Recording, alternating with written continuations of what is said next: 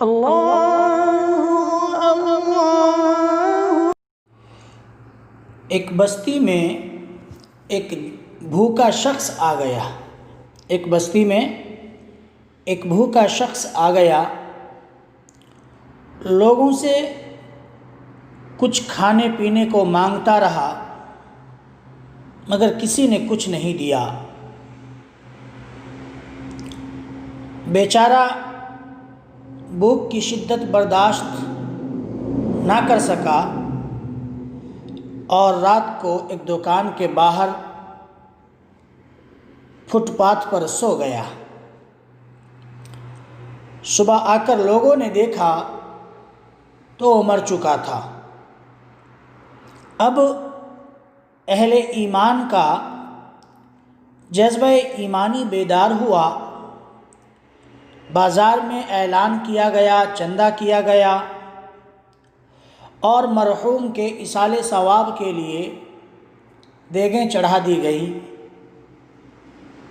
یہ منظر دیکھ کر ایک صاحب نے کہا کہ ظالموں، اب یہ دیگیں چڑھا رہے ہو، اسے چند لقمے کل دے دیتے تو یہ یوں ایڑیاں رگڑ رگڑ کر نہ مرتا۔ تو میرے محترم بزرگوں، دوستو، ہمارا جذبہ ایمانی اب ایسا ہو چکا ہے۔ حضرت مجدد الفسانی رحمۃ اللہ علیہ فرمایا کرتے تھے کہ تم جو چادر قبر پر چڑھاتے ہو، اس چادر کے سب سے زیادہ حقدار زندہ لوگ ہیں۔ پچھلے دنوں ایک تاجر نے ایک مزار پر 10 لاکھ روپے مالیت کی چادر چڑھائی، جبکہ مزار کے سامنے کے محلے میں درجنوں ایسے بچے گھوم رہے ہوتے ہیں جنہوں نے قمیص پہنی ہوتی ہے تو شلوار ندارت، اور شلوار پہنی ہوتی ہے تو قمیص ندارت۔ ایک شخص رکے ہوئے بقایا جات کے لیے بیوی بچوں کے ساتھ مظاہرے کرتا رہتا ہے، حکومت ٹس سے مس نہیں ہوتی۔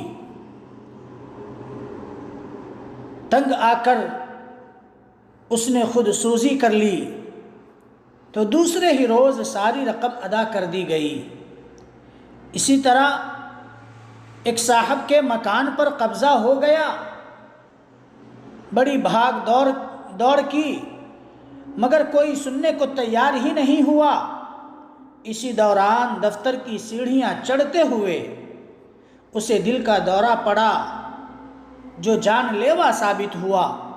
پولیس نے پھرتی دکھائی اور دوسرے دن ہی مکان سے قبضہ ختم کروا دیا۔ تو اس کا فائدہ کیا ہوا؟